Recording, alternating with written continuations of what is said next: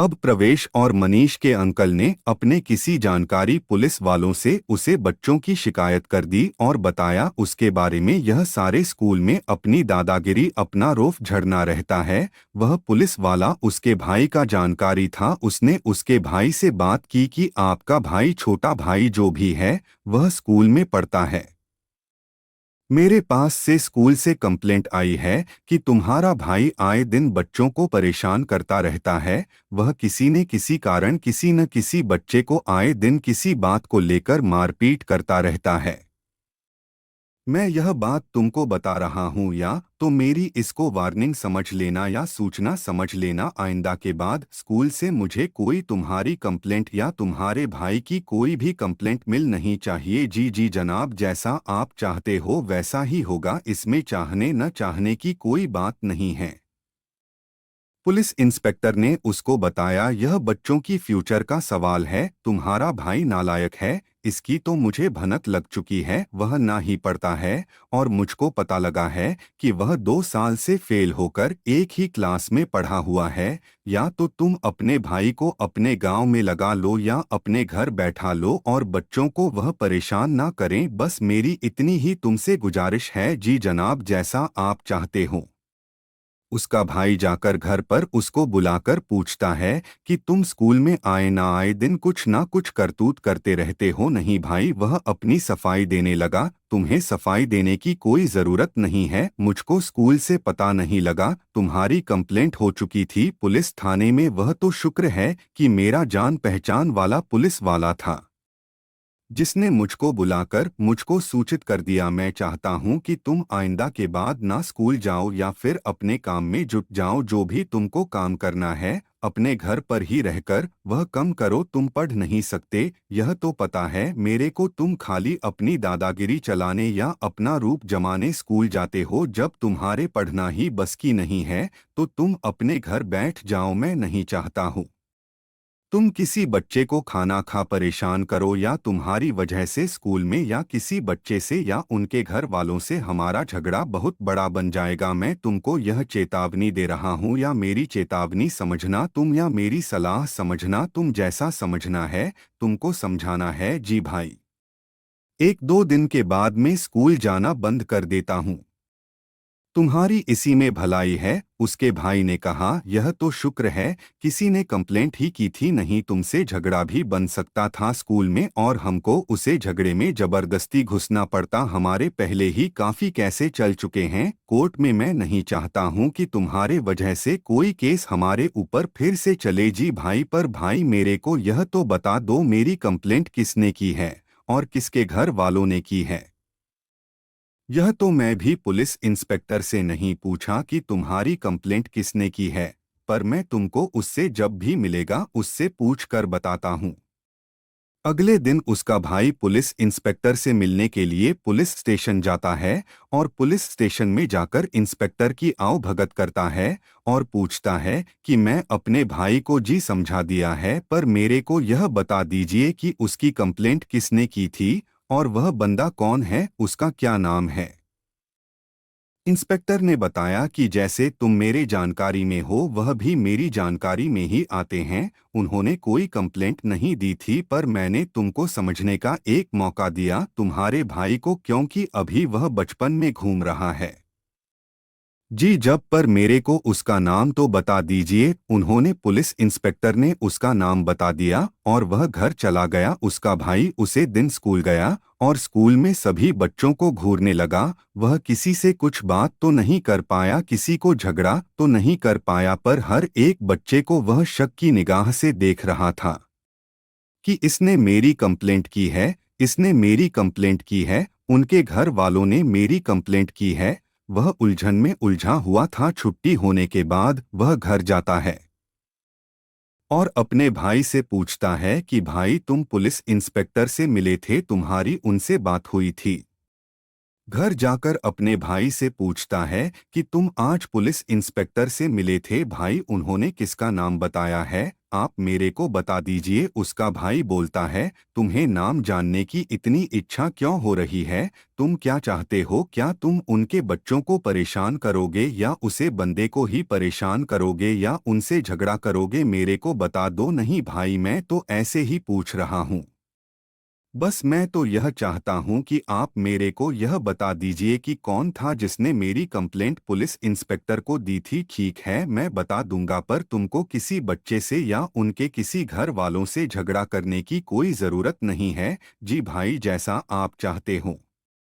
उसको उसका भाई बता देता है कि फला आदमी ने तुम्हारे खिलाफ जो कंप्लेंट दी थी, उन्हीं के दो बच्चे हैं जो तुम आए दिन उनसे उलझते रहते हो, उन्हीं के रिलेशन में वह बच्चे हैं। जी भाई, मैं देख लूंगा, तुम क्या देख लोग। उसका भाई उससे बोलता है, क्या देखना है तुमको, मैं नहीं चाहता हूँ कि तुम अब कोई झगड़ा प्रसाद स्कूल में जाकर करो, वह बच्चे तुमसे 1-2 साल छोटे हैं। उसने स्कूल जाना बिल्कुल बंद कर दिया था, वह स्कूल के बाहर खड़ा होकर उन बच्चों का इंतजार करने लगा, उनकी पिटाई करने के लिए गली के 2-4 आवारा लड़के उसने अपनी गैंग में मिला लिए। उसके 4-5 केले चपेट जो उसके साथ स्कूल के बाहर खड़े होकर उन दोनों बच्चों का आने का इंतजार कर रहे थे, किसी ने हाथ में दंड लाठी लेकर उन दोनों बच्चों को पीटने का इंतजार कर रहे थे। छुट्टी होने के बाद जैसे ही वह दोनों बच्चे अपने घर के लिए रवाना होते हैं, वैसे ही स्कूल का एक अध्यापक उनके साथ चलता है और बोलता है, बच्चों आज कुछ दूर तक मुझे भी अपने साथ ले चलो, आज मेरे पास कोई जाने का साधन नहीं है, मैं तुम्हारे साथ आज पैदल ही अपने घर जाऊंगा। कोई बात नहीं जी मास्टर जी, बच्चे बोलते हैं उसे, आज आप हमारे साथ हमारे घर भी चलिए। अरे बच्चे, मैं तुम्हारे साथ घर तो चलता, पर तुम तो खुद ही घर से इतनी दूर रहते हो। वह बच्चे जैसे ही स्कूल के गेट से बाहर निकलते हैं तो वह उनको जांच लेता है कि वह स्कूल से बाहर आ गए हैं, पर अचानक से स्कूल का एक अध्यापक उनके साथ होता है तो वह अपने पैर पीछे के लिए खींच लेता है और अपने चेले चपातों से मन कर देता है कि आज रहने दो, फिर का कभी देखेंगे, क्योंकि पहले ही पुलिस कंप्लेंट हुई पड़ी है। दूसरे दिन जैसे ही वह बच्चे स्कूल में अपनी क्लास में जाते हैं तो उसका जो लड़का सचिन था, बदमाशी टाइप का था, जिसका भाई भी बड़ा बदमाश था, वह किसी बच्चे से पूछकर अपने साथ का एक बच्चा स्कूल में छोड़ देता है। मुझको इनका जाने का समय होने से पहले तुम मेरे को बताओगे, और स्कूल में है किसके साथ आते हैं और किसके साथ जाते हैं, और उनकी अधिकतर बात स्कूल में किसके साथ होती है, पढ़ाई के साथ साथ यह क्या क्या बातें करती है, सब कुछ पहले तुम मेरे को बताओगे। ठीक है भाई जी, वह लड़का बोलता है। उसे दिन छुट्टी होने के बाद दोनों बच्चे अपने घर के लिए अपने स्थान के लिए रवाना हो गए तो उसे दिन वह लड़का सचिन भी रास्ते में उन दोनों को घेर कर उन दोनों से बदतमीजी से पेश आने लगा। वह बोलते हैं, मनीष और परवेज, तुमसे हमारी क्या दुश्मनी है, तुम ऐसा क्यों कर रहे हो, हमने तुम्हारा क्या ही बिगड़ा है जो तुम हमसे ऐसे पेश आ रहे हो। बदतमीजी के साथ साथ वह उनसे धक्का मुक्की भी करने लगा और उनको बहुत ज्यादा परेशान करने लगा। उन बच्चों ने कहा कि तुम या तो सुधर जाओ या तो मान जाओ, नहीं तो हम भी तुम्हारे ऊपर हाथ उठा सकते हैं, तुम्हारी धुलाई कर सकते हैं। वह बोला, ऐसा कोई में का लाल नहीं जमा जो मेरे पे हाथ उठा सके, या तो तुम मान जाओगे। दोनों बच्चे उसे बोलते हैं, पर वह लड़का अपनी हरकतों से बाज नहीं आ रहा था, वह उनको और अधिक परेशान करने लगा। 2-3 चेले चपेट थे, वह भी उन दोनों का हंसी मजाक उड़ाने लगे। उन बच्चों को उसके ऊपर काफी गुस्सा आ रहा था, पर वह अपनी सब्र की घूंट भरे हुए थे, क्योंकि वह बच्चे इसलिए उसे पर हाथ नहीं उठा रहे थे क्योंकि अभी शहर उनके लिए पूरा अनजान था और वह तो गांव में रहकर पहले बड़े हुए हैं, उनका शहर की माहौल का भी कुछ अधिक पता नहीं था। वह बच्चे अभी शहर के वातावरण में ठीक से घुले मिले नहीं थे, इसलिए उन दोनों को उसे लड़के की पीड़ा सा रहे थे। पर वह बच्चे इतने भी कमजोर नहीं थे कि ताकि उसका सामना उसके छिछोरे दोस्तों का सामना नहीं कर सकते थे। उसने अपने छिछोरे पान की सारी सीमाएं पार कर दी। वह बच्चे उससे काफी देर से गुजारिश करते रहे कि भैया हमें जाने दो, हमारा तुम्हारा कोई बैर नहीं है। पर वह तो अपनी ही दादागिरी में था। उसको तो अपने सामने कोई भी बच्चा, कोई भी व्यक्ति शक्तिशाली नहीं लगता था। वह समझता था कि शहर में उसका भाई और दूसरे नंबर पर वह सबसे ज्यादा ताकतवर इंसान है। काफी देर होते हते उसकी उसकी यातना चाहते दोनों बच्चों का सबर का बांध टूट गया। एक लड़का जिसका नाम प्रवेश था, उसने इस सचिन नाम के लड़के को पकड़ा और धरती में दे पटका। तीन चार छिछोरे दोस्त वह मनीष पर टूट पड़े। वह मनीष पर हाथापाई करने वालों पर मनीष भी कहाँ उनके काबू में आने वाला था। वह भी गांव का एक थूक ठुकाया मजबूत लड़का था। मनीष ने भी एक दो को धरती में चित कर दिया। कुछ देर में प्रवेश ने उसे लड़के को अच्छी तरह से दौड़ डाला। उन दोनों ने उन सिर्फ रे बदमाशों की, आवारा लड़कों की जमकर धुलाई कर दी। और अब वह बस चाहते थे कि उनका किसी तरीका से उनका पीछा इन बच्चों से, दोनों लड़कों से छूट जाए। वह अपने आप को बचाते हुए उन बच्चों से एक छोड़कर भाग गए और जाते जाते सचिन नाम का लड़का बोल रहा था कि तुमको मैं अब अच्छी तरीके से देख लूंगा, अब आगे जाकर देखूंगा तुमको। आज तुम्हारा दिन है दोनों का, पर तुम आने वाले टाइम पर मेरे से नहीं बच पाओगे। मैं अब अपने भाई को लेकर आऊंगा, जब तुम दोनों की धुलाई करूंगा अच्छे तरीके से। उन बच्चों ने बोला कि जा, जो तुझ पर बने वह कर लेना, हम दिल्ली यहाँ से जाएंगे। इतने अच्छे मर्द हो तो रुको, हमारा सामना करो। वह चारों पांचों बदमाश लड़के वहां से भाग गए। अपनी जान बचाकर भागते भागते बोल रहे थे कि अब हम तुमको तभी मारेंगे तब हमारा बड़ा भाई हमारे साथ होगा। उन बच्चों ने उनसे बोल दिया ठीक है, तुम अपने बड़े भाई को भी ले आना। उन बच्चों ने बोला कि तुम भी तो बड़े ही हो हमसे, तुम ही क्यों भाग रहे हो। वह बच्चे अपने स्थान पर जाकर अपने पिताजी के, अपने अंकल के मित्र से जाकर मिलने के लिए उनके घर पर पहुंचे। उन्होंने उनको स्कूल में होने वाली, स्कूल के बाहर होने वाली सभी बातें बताएं। उनके अंकल बोल, बेटे तुमको वहां पर झगड़ा नहीं करना चाहिए था, यह माहौल है। तुम्हें अभी इतनी अच्छे अच्छे तरीके से शहर के माहौल की नहीं पता, अभी तुम इतने शहर में घूमे फिरे भी नहीं हो। यहाँ के बंदे काफी जेब कतरे और कर चक्की टाइप के होते हैं। अब पता नहीं वह लड़का किस टाइप का था। कोई बात नहीं बेटे, मैं कल जाकर एक बार उन दोनों की शिकायत दोबारा से ही पुलिस इंस्पेक्टर को दे दूंगा, और कल तुम्हारे स्कूल में जाकर भी तुम्हारे प्रिंसिपल से, तुम्हारा हेड मास्टर जी से बात करूंगा। ठीक है अंकल जी, आप कल हमारे स्कूल आ जाएगा और हमको भी क्लास में से बुला लीजिएगा। ठीक है बच्चों, अब तुम आराम करो, खाना पीना खाओ और अपनी पढ़ाई करो। मैं कल तुम्हारे स्कूल में आता हूँ और एक बार पुलिस इंस्पेक्टर से भी मिलता हूँ। वह बच्चे उसे दिन अपने रूम पर जाकर आराम करके सो जाते हैं।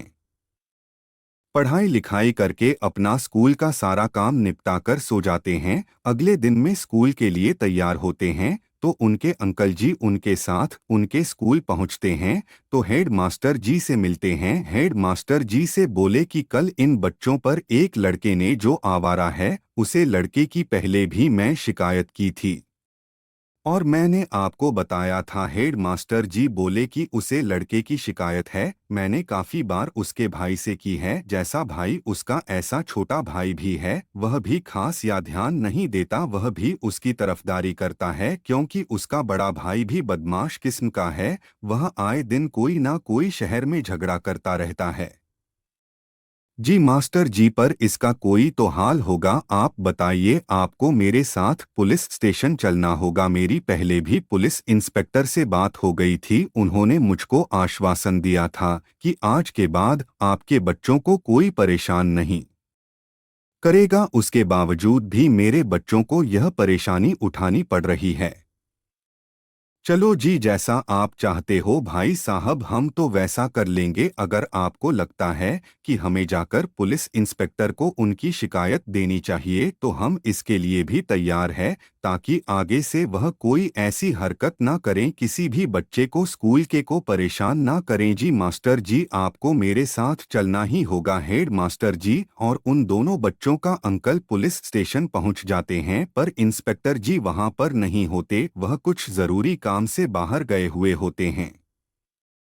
पुलिस स्टेशन में चपरासी मिलता है और वह उससे पूछते, साहब कहाँ पर है, हमको उनसे मिलना है। उन्होंने बताया कि जब तो जरूरी काम से बाहर गए हुए हैं, आपको आज इंतजार करना होगा, शायद वह आज भी आ सकते हैं या नहीं भी आ सकते। ठीक हश है भैया। वह दोनों बैठकर वहां पर पुलिस इंस्पेक्टर का इंतजार करने लगते हैं। उनका काफी समय गुजर जाता है, पर पुलिस इंस्पेक्टर का पुलिस स्टेशन में आने का कोई नाम और निशान नहीं था, क्योंकि वह उसे शहर से दूसरे शहर गए हुए थे किसी अपराधी के लिए। आगे की कहानी अगले एपिसोड में।